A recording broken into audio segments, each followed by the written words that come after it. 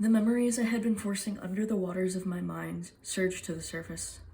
A rushing, coursing deluge that held me under and dashed me against the rocks, refusing to let me up for air until I had relived them all. I was immersed in the memories for mere seconds, all of them flashing by in blinding white lightning bolts. I was stranded in them for years. I am a clam in a tide pool, an albatross in her nest. I am a secret pearl of a being buried beneath the dark earth. I am 6 years old and nothing bad has happened to me. I am a girl alone on an island in a vast blue ocean, and, for the first time in my life, I am completely safe. The rabbit skin had been on the frame for 3 days when it came time to harvest the first crop of beans. I felt noticeably lighter since walking through my memories and coming out the other side, although the cost of that clarity was the intense, all-consuming grief that would often seize me since. For this reason, tending to the bean crop became my purpose, providing me a reason to wake up in the morning, an organization, a framework in which my participation was crucial. I owed it to the beans, even if I could not yet justify owing it to myself. I contemplated this as I picked, filling 3 of my reed baskets with the life-saving pods. Setting 2 more baskets before me, I sat on the forest floor, bare bum to the earth, and started separating the beans from the husks, giving thanks as I did this, marveling at my healing mental state, and crowing the fact that in this way, I had the beans to thank for my mind. The first chill winds of autumn follow the bean harvest, and all of my activities shift to preparing for winter. I tan more hides, making fur-lined shoes from the rabbits and a heavy blanket from a deer. I rig a contraption in a pit I dug, lining it with water that I used magic to keep frozen. This let me save meat, also allowing me to do larger batches of tanning without having to mourn the waste of all that meat. I had an abundance of beans, but I planted a smaller crop as well, hoping to reap it just before frost, whenever that was in this part of the world. This period was a fervent one, and I was so busy with the preparations that by the time they were all realistically finished, every possible contingency covered, I was at a loss for what to do with myself. First, I rested, sating myself with copious amounts of sleep. It was wonderful for a time, but once caught up, one can only sleep so much. Next, I explored the island. It took me 9 days to cover the entire area, retracing the coast's winding border and then working my way inward. This exploration could easily have gone on far longer, but it gave me too much time to think, and before long my thoughts wandered back to the story of how I got here. Unsure of how long I had slept, I woke rested, in the physical sense of the word at least. The gentle sway of the ship rocks like a cradle, and it comforts me. I climb above decks and stare at the open ocean. All water, on all sides. Forever and ever it seemed to me that there was only this. Of course the world was just this. Anything to suggest otherwise was merely a delusion. The dream of a fish like me, hazy and too bright, and far less than half real. I mutter this to myself, drawing looks from the other people, the sailors who were never fish. Some part of me registers that this is a bad thing, and I should stop talking to myself. I was still in danger. But that word lacked its urgency. We were floating on this impossible surface, and urgency was so foreign to me. I was meant to be below the waves, not above them with these unspeakably ugly not fish. I continue like this for a few days before the inevitable happens. A trial, they say. The crew arrayed before me. The captain asks me just who my husband on this continent is. Was he waiting for me? Had I said that? Why had I said that? Whatever answer I give must not have been the right one, and the uneasy looks on the men's faces flicker into fear as one of them says the word. Which? He means me, I think, and some semblance of sense returns to me. I size up the situation, and the full extent of how much trouble I'm in begins to register. Not a witch, I croak. I'm sick, recovering from an illness. That's why I couldn't go with Ben. Had to wait till I recovered. They step back from me, wary of contagion, and for a moment it seems like the ruse would work. But I didn't think it through. Sickness on a ship was just as feared as the arcane, perhaps more so, to men like them. The captain barked orders, and 2 of them rushed me. I ran, but there was really nowhere for me to go. They caught me, and the horrors of the past week came back to assail my mind. Translated through several layers of abstraction made the memories worse and not better, and I think I was screaming again as the men carried me, kicking and thrashing, to the railing. Toss her! The word cut through my mental veil, and I started pleading my innocence. My cries went unheeded. If she floats, she's a witch, and we know we were right. And if she don't, then she gets to go to heaven early. She's innocent. Having a woman aboard is bad luck, even when they aren't stark, grave, and mad. This is the litany as they swing me back and forth. I don't think a single one of them has even a fraction of a second thought before they release me, and I plunge towards the surface of the water. The drop is far, and the impact is painful. But once I'm submerged, I find I can think clearly. The water was familiar, a salty cousin to the geography of my soul. I remembered Lisbeth, ashamed that I'd forgotten, regardless of the circumstance. I focused on her face, her living face, full of joy and verve and wisdom. Okay. I couldn't swim to the surface. I would just prove the sailors' worst fears. And what if they had bows? Then I'd truly be done for. I decided then, in the water, that I didn't want to be done. That left me with one option: magic. I still had no idea why I was so powerless the last time I tried to reach my magic, but it had to work now. Erlefseri, the word for wind. I felt my lungs fill with a continual supply of air. The greatest challenge was figuring out how to breathe out without instinctively breathing in. The shadow of the ship passed over me, and I started swimming perpendicular to it, not resurfacing until the water started to get warmer and shallower, bringing me to this island. Thoughts like this were why I needed a new task to occupy my hands and mind. It came as no surprise that the answer for this lay with the beans as well. The idea struck me as I sifted through the basket of dry bean husks, running my hands through the soft, papery casings, enjoying the feel of them on my skin and the pleasant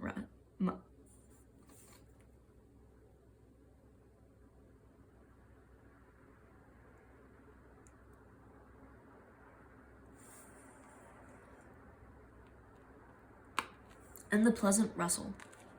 A rustle that transported me to the quiet days, paging through Lisbeth's volumes. Paper. That was the key. The secret project, and third and final way the beans saved me. I needed something to do with all these memories, with the contents of my head. I had to put it somewhere else. If I had to be its home and codex any longer, it would surely destroy me. I needed a vessel. I needed a book. I started by tearing the husks into smaller pieces, splitting each one into 3 or 4 bits, about the size of my thumb knuckle. Once pared down, I poured the husks into one of my tanning pits, filling it with fresh water and setting it to boil. I sat with it for an hour, my mind blissfully and eclipsingly focused on the process. Just a little longer. A few more days of scattered pain, and then I can start to write it down. Look at the worlds outside of myself, and start to understand them. After the mixture has boiled for long enough, I dip my human hands into the vat, pulling up handfuls of pulp, feeling the pulverized bean matter squelch between my flexing fingers. It makes me giggle. Lifting handful after handful out of the vat, I give the clump a second for any excess water to drip out, then spread it onto a deer hide, molding it into one big sheet, letting the short hair of the deer pelt absorb the water from the bottom. Once the pulp is all gone, I spread the deckled hide on a flat rock, letting the plane of it flatten out the fledgling paper. Then, using my magic, I draw all the water out of the pulp, slow and methodical, so not to crack or warp the paper too drastically. This takes 2 more hours and is more precise magic practice than Lisbeth ever insisted on. It felt good, like flexing a seldom used muscle or struggling through a difficult passage in a book. Once sufficiently dry, I run my razor shell blade along the giant sheet, cutting equal-sized rectangles. I get 7 out of this batch, which I fold, tucking 3 folded sheets into one another, trying to emulate a handmade book that was 1/6 of Lisbeth's collection. I prepare another batch, getting 7 more rectangles, folding and assembling. I get 4 sets of 3, making 48 pages. I use a sliver of bone from the rabbit and thread unwoven from my dress, binding these together to make my very own book. This book. Pokeberries grow near my cave, and I turn these into the loveliest shade of purple ink. I set to writing immediately. The need to get it all down and straight. I wrote for 3 days straight, laying out the whole awful saga that led to the end of everything I love. That tragedy completed, my hand did not stop, following the logical progression, delineating the story of the shipwreck and how I ended up on this island. The true story. I woke up from my exhausted stupor, the gentle rocking of the ship soothing something in my blood. The rage in my heart was cold and concentrated. Leaving my homeland had driven all of the foggy distance from my mind. I was furious, and part of me regretted my flight. Felt like I should have stayed and exacted vengeance, leveled the field, showed them the cracks in their piety, and made them pay for their brutality. It makes me feel helpless in a whole different capacity. Sure, I had gotten away, but Lisbeth hadn't. Plenty of girls who didn't have magic, who didn't have the ability to flee, hadn't either.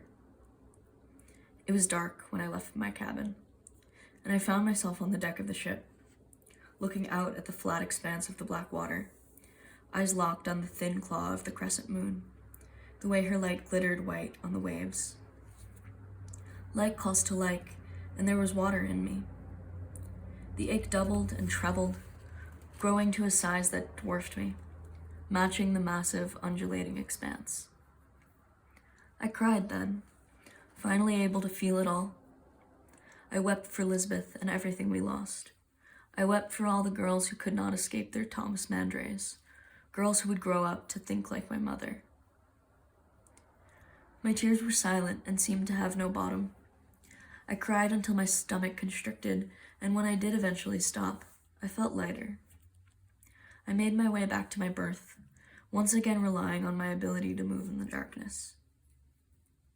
Sometimes, over the course of my life, there would be moments when the air currents become visible to me, tensing against my body and letting me know that something important was about to happen. It felt like that now, a fluid shushing that told me to get ready. I wished I had a knife. Nothing that could happen in the cramped hallway of that ship was good. Sure enough, I hear loud voices coming towards me through the hallway. I trust my silent feet and begin to back up, faster than the oncoming pair. I face the sounds, not wanting to get caught off guard. This plan, sound in theory, backfires spectacularly as I slam into another figure. My heart sinks, and there is a grunt. I try to whirl around, but the man has his arms around me. I struggle against him, and almost immediately feel the press of a blade against my rib. Hello, girlie. It's a snuffling leer, and it reminds me of the noises that pigs make during feeding. There was no secret what he wanted from me. Just then, the two voices I had been evading in the first place came into view, and my stupid, naive heart believed they would help me. They were not here to help me. Care to share? Another evil, lecherous drawl. When I snap, it is not explosive. Rather, it's a cold, quiet thing. The doom brought by a barely audible splintering of ice below your feet as you stand on a pond you swore was solid. I had no reason to believe that my magic would work after my failed attempts to save Lisbeth, but somehow, my faith in it was resolute. When I say the word, I barely speak above a whisper. Eorin. All three of my assailants scream. It seems to be a mix of horror and agony as lacerations appear all over their bodies, appearing to cut them from the inside out. Harking back to my first lesson with Lisbeth, I will tendrils of liquid, blood this time, to form at my behest, drawing the life force from their bodies. There is no act of contrition anyone could offer that would appease me. I am thrumming with fury, and the blood in the air refracts into 1,000 tiny droplets as I let them orbit me. The men are already silent and empty, but the words are not for their benefit anyway. I no longer whisper. In fact, I'm screaming now, teeth bared. Show me injustice, and I will outdo you! It becomes a litany. I am not satisfied. I watch myself act as if in third person. The girl, who is me, walks back out of the belly of the ship, stands in the center of the deck, and it is me, not some distant goddess, who brings her arms up to call the storm. So now here it is, in my hands, a tangible artifact of my story, a book made from beans, resplendent in every way. I clutch it to my chest. It began as 700 individual beans, and now it was proof. It said Lisbeth had lived, that she was wonderful, that she didn't deserve to die. It said I had escaped. I am a witch. I would not be contained. Through me, it looked at the world and said, this is reprehensible. It looked at the injustice and said, this has to change. And this was the manner in which the beans saved my soul.